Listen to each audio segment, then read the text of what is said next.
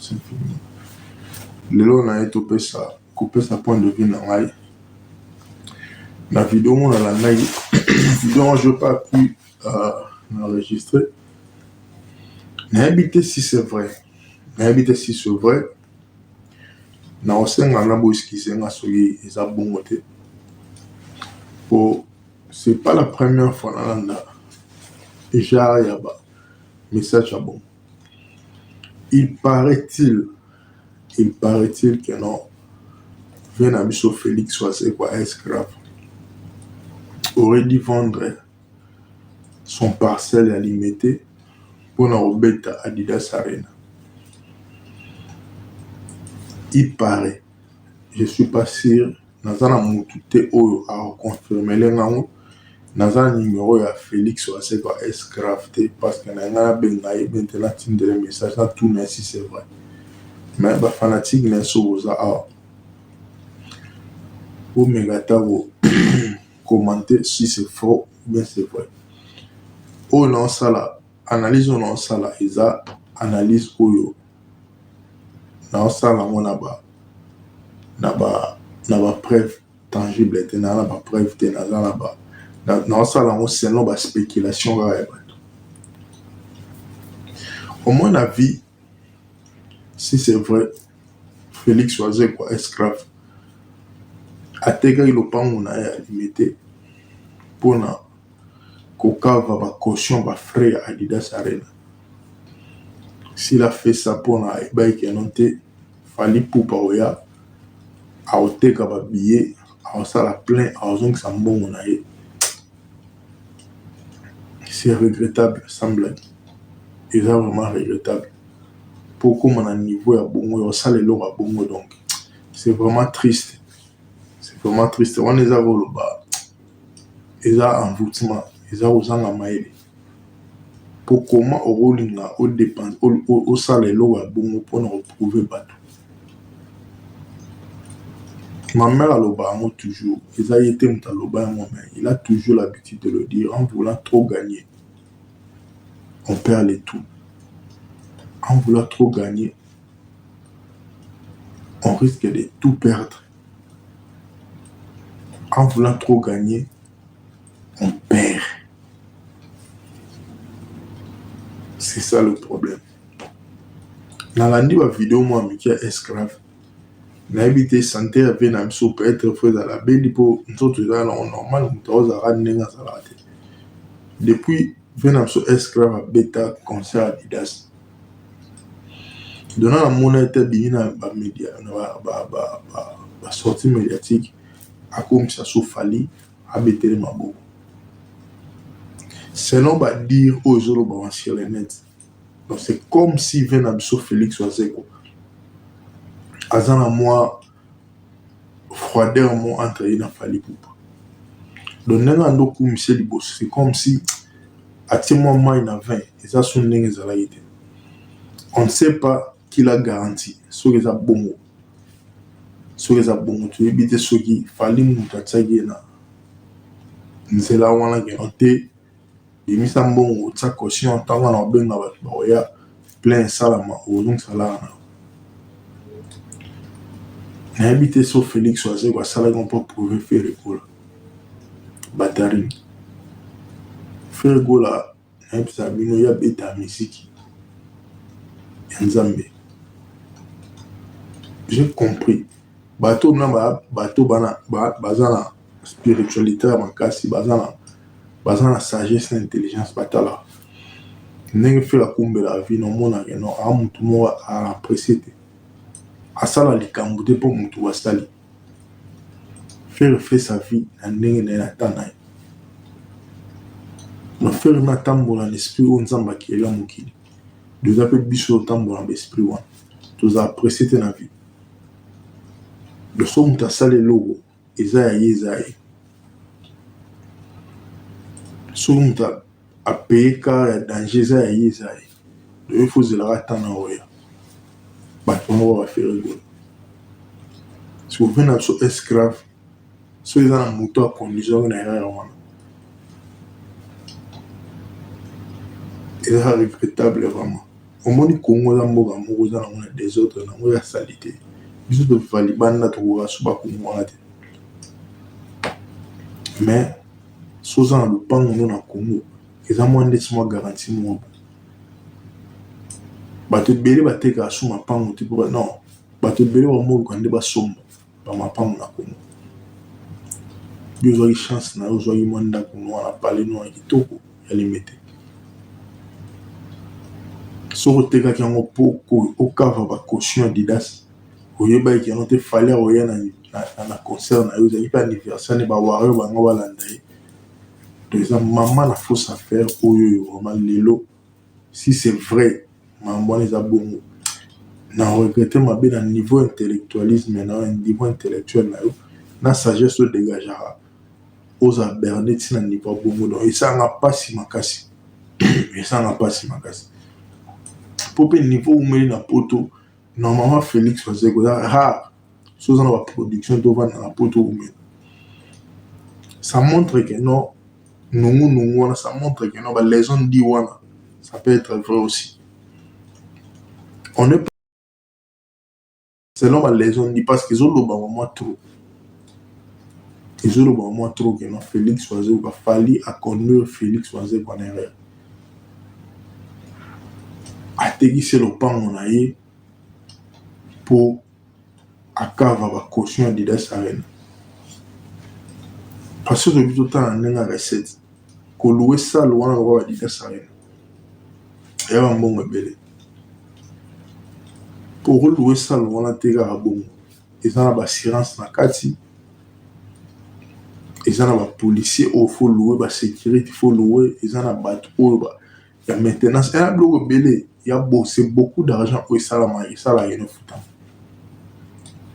ya mbongo ebele après Adidas Arena ave akota mai akomisa asu fali te aloba asu eloko te vavandaka na kwe na ye aolelaka mpasi na motema soki eza solo keno lopango etekamaki parce que nayebisi bino lopango eza lopango ya patrimoine ya patrimoine na bango patrimoine na yo patrimoine ya famille na bino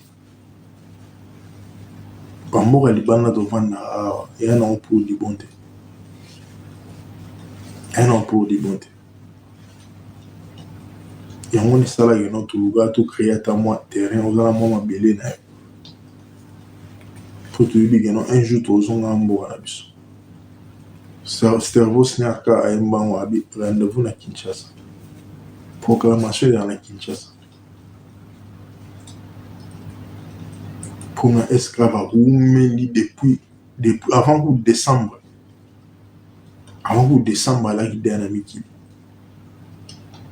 ti lelo donc plus de 7 mois 8 mois na poto donc nandimi te na misienne mona bacarré lokwa bawaze quoi mais deya songa kini kala avant na palais na ye parce qu'il a une très belle maison soki ezalaki no akosamaki pour ndenge andoge te baeloge pas fali pas bimisele bavisa donc c'est comme s'il était vraiment sûr et certain na marta mpo akosa eke non Félix waze kwasali sold out toutes ces histoires là ina motu na ye ejouaki na psychologie na ye déjà stade de martyr yo moko olobaki en Félix waze yo moko olobaki yango keno te na dépensaki mbongo ebele olobaki mpo ozwaki okanyaki on ne sait pas mais sikoyo na Adidas Arena oyo depuis ebetama olobela asu fali te osala asu eloko te afali donc c'est comme si ovanda olobaka me peti oyo akotisanga na berere akotisanga banzela moko donc nayebi te so eloko wana eza vrai vraiment ezosalanga mpasi mingi namona ndenge no operdre palais na yo mpe na bacommune oyo baquartier eza résidentiel lokwa balimete 10e ayo wana esanga na mpasi alandi na audio video wana lelo na boulot esalanga mpasi esclave Moko bongo yo mutu réfléchissa. So mais a bongo te vraiment na comme ça nzambe. Mais so eza bongo ve na ngai osali maman erreur. Osali maman erreur. Un blo musu ya malamo.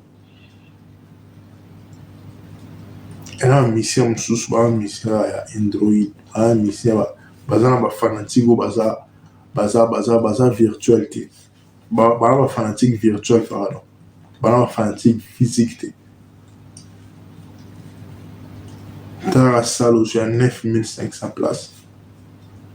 Bateau ba ekuna donc. Babi ya bateau vous compter na maboko. Ba dépense na yo ba blo wanye so sala yo na ikeno na mai. Ikeno na mai. Donc c'est vraiment triste. Et là ma triste au monde. Koyo kelo wa bon. Koyo kelo wa bon. Parce que fallait pas aux ongles ça te. So yem de observer ka aux ongles ça pete. Nandimi pete. So za tsega tant la caution que non muta adef so monga simba lo pang. Luka na aux ongles c'est le monga no lo pang na. Parce que patrimoine. Le pang na Congo da patrimoine. Mutu tout alinga dans le pang na Congo. Parce que ambo na biso. Ba âge à la retraite aux ongles a kunete le vando ça la retraite na yo. Si mugolo nzamba wa benga. Donc moi donc ils a pas signé. So ils a bongo vraiment, so ils salama yi bongo. Ils a pas signé mais so ils a rama loba ya bateau. Pe en conseil na bateau na bolo ba so bongo te. So boye bi likambo te bolo bate. Ngana loba boye. Sali point de vue parce que na numéro escrafté. Nana moyen au contacter te nazala na numéro ne kala, numéro na Congo. Mais numéro ne peut les gars sous. Parce que na ben na tout mais est-ce que c'est vrai? Ko felo mi do to les gars galère au salanateur.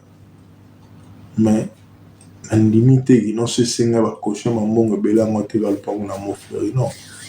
Anga sala mo. Donc ce qu'il fallait que ça qui au TV soit fouta caution sala boy ngana ngai temps na obenga ba wario ba ya bo wana ekuka. Et il y a maman nere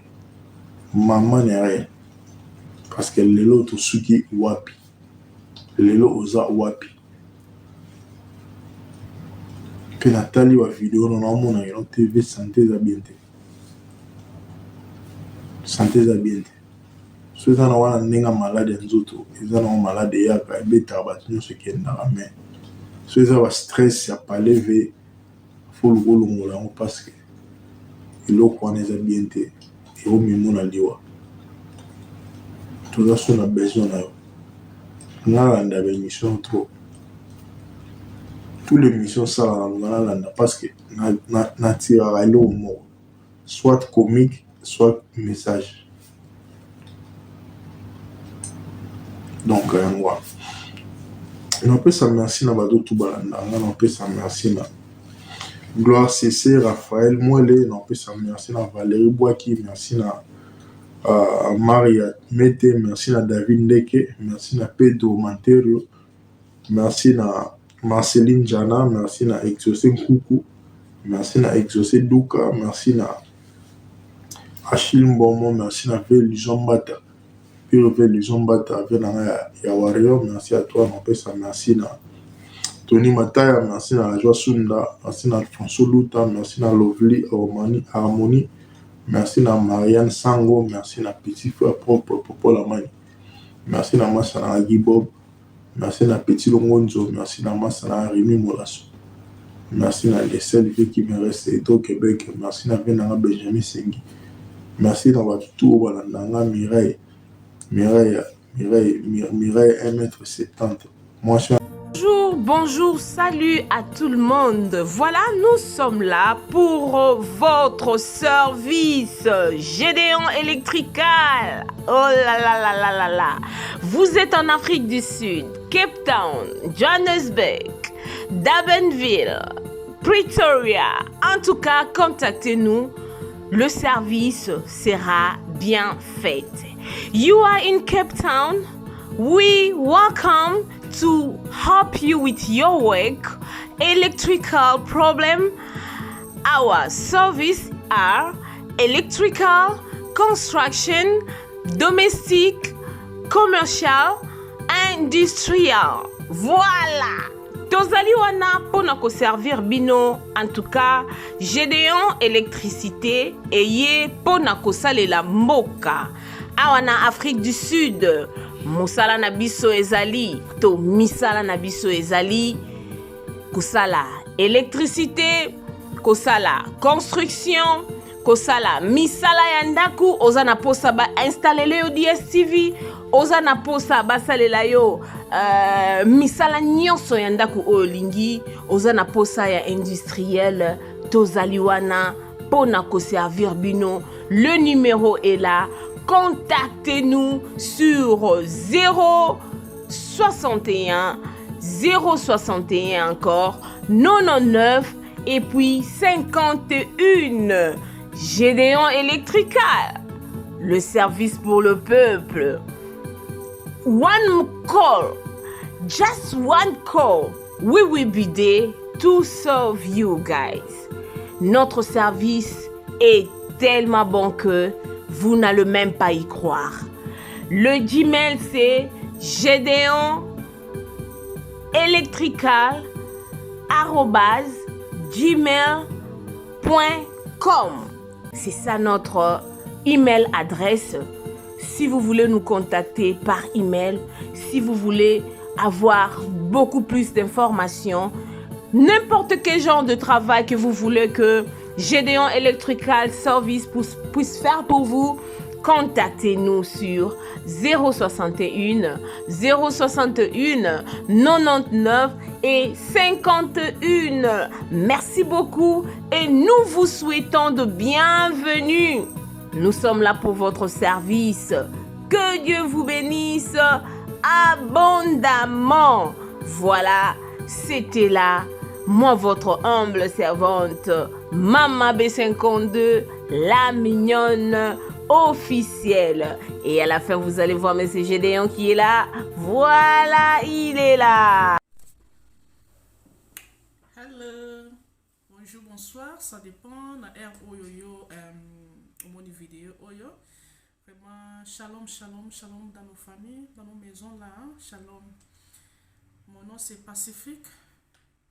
J'aime bien qu'on m'appelle Maman Pacifique. Je ne suis pas là pour ça. Je suis là pour demander mes mingaya, TNN, produit Moko, Azar, produit à compagnie Neo Life.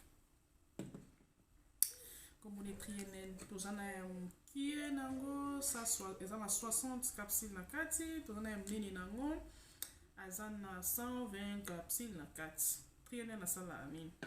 Premièrement, TNN ils ont pour nous tenir sur famille là, à tous en bonne santé et aux malades, ou qui consommer TNN. TNN a produit oyo ayeko booster ba immune system na biso ba système immunitaire na biso ayeko booster yango et TNN penza ya liboso kutu ayena ko sokoela biso ba cellule na biso na nzoto mon ba cellule soko ekufi ba cellule soko ezwi malade de ça que tozwa malade ba maladie chronique ezotungisa lelo mokili ekufa ndenge nini ekufa na biloko tolia ba engrais chimique tonzi na kati ya ba biloko tozolia bataka bakisa ndende na misuni bataka bakisa ça ke bomba misuni na bango ta mulai na ba fruit ba veg biloko nyuso tozolia tonzi na bakisi na kati yesu koyo ayeko aye ko tant tozolia biloko wana e bomeli biso ba cellule na santé na biso de salami ke no to ko zo maladie autosuto e komi lelo ba nyuso koma ba maladie ba tension ba sucre ba nini ba maladie mena ye ayaka kolesa ba cellule na biso soki cellule no allié azongi en vie soki akufa ki azongi cellule ezongi en vie soki alaki akobela comme en bonne santé nde pe ça ke ngana yo tozala pe en bonne santé alors le quoi to liaka chaque jour il faut peto melaka ye ayeko sala mosala na sikoyo. Et à part ça ayepe à part ça asokolaka mpe makila asokolela biso makila tant omele makila na biso esokwami baseli na biso akoma bonne santé comme maintenant cellule akoma maintenant na capacité ya koabsorber nutrition. Ma nutrition il faut ngana yo to tsaka chaque jour l'autre comme on liaka pour ma bomo etonda to ki ba souté biloko ni eza bien nutri to to ki ba ngo souté maintenant yé ko bakisa so ba nutrition to zanga na nzoto ya o zanga ngo chaque jour ayepe abakisi elio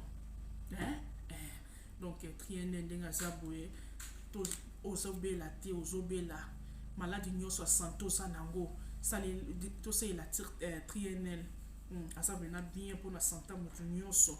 Donc ça on a pour na problème nyonso santé zo déranger so na notanga makombo et ça la ke na bosa na bisusu ozala kuna obino yango za pour na maladie na ngate na melate et ça pour na problème nyonso to na bien nyonso. Alors soko bengi biso na numéro nanga so osali sur WhatsApp 078 dans la Cape Town Afrique du Sud au bengi na 078 948 648 D pour rejoindre na WhatsApp pour sender un message de voice expliquer la maladie nous ango na comme ça pour se le temps moi comment quoi na bosana comme ça na ko ebisa yo ko utiliser oyo et osunga yo et osunga vraiment zo aider ba témoignage ça epelé sur le looking na WhatsApp na otinde ko na quelques témoignages to ça na ba vidéo to ça na ba voice na otinde la yo moko mibale omona keno ezosala vraiment na invité osala vidéo ya molai yango na vraiment eza bien pour la santé yo osala ba fatigue chronique milelanga ye a booster énergie muto amela triennel aza muto aza bandi na âge à 12 ans mata amela triennel ya bana eza tosala ba produit belé ba traitement ya ba maladie nyonso tolobelaka na vidéo mosusu oyaka tolobelaka pelo tolobaka triennel na lobeleka na mukuse vraiment yeyo so lingo yeba vraiment deep ya triennel luka biso na numéro na pesio tolobela yo na expliquer yo triennel ou bien otindelo ku na expliquer yo triennel ou bien otindelo ku tu photo na ye na explication ni nyonso tu peux comprendre anglais na tindelo ya anglais so français na tindelo ya français toza mutu a besoin na toza na poto toza soko partout za na Congo wapi to tinda o mutu za na AVC na za na témoignage ya mutu AVC lukanga na opesa yo melela nga triennel oyo oza problème nyonso to na bi problème nyonso ya santé melela nga ye toza na traitement ba AVC ba diabète bani ezali nango sikoyo na compagnie ba sibiso boy mutu soko aye avant to bande traitement PCK opoza bat ba melaka o babiki o lo dépenser na traitement milai toza nango pe kuna memelika aye pe komi bien une solution santé comme stable donc c'est un peu ça na mukuse ngana bisabino to utiliser ye yo liaka chaque jour ngana to liaka chaque jour to melaye yeyo triennel dala ngaba nazobela te mela kango mo eza funga meza ya ngai dala mela die na tongo o moko ya pokwa na ngai yeyo ngabela to tafuno ngai ngabela te mais c'est la dikani na simno ke na zobela te tunyo somela abon attendez salé soki ozwinga soko moni ke no ngolu zabiso pe facilement ataka na chaîne yo talela biso yo soko luki biso zabiso facilement a produit triétoral en produit Neolife wa c'est soit produit naturel ba produit ça produit naturel eza bio ba maman ba produit ça tellement belé lukanga pour maladie nyonso au problème terre et votre babo taraté au problème libido koto papa au problème nyonso maladie nyonso asthme maladie nyonso diabète mutana sida ata mutana sida ici la te me comme ça mutamona na bien santé kitoko na miso bato suki kitoko mamuso kitoko toza na kisa bongo o moni lexi ye soko melepe ba maman balingana bango chokote ba maman balingana chokote le kwa mama Pacifique soki ozomela ye akomisa te na yo kitoko lokola ya babebe babouton ezala te azosilisa babouton akokomisa te kitoko oyo nzoto sante ekangami yoka su monene te ozolia ozomela no ozamo mpe bien mais sante nzoto akomisa sante ngebu azobongisa mpe kisotaka ntango kati na esokwami kitoko si bota libanda fo ebima ti pesa makambo toyenene solution luka biso partout na numéro napesi bino to na chaîne otayela biso soso otala biso na TikTok na YouTube partout place omoneli che okutani na oyo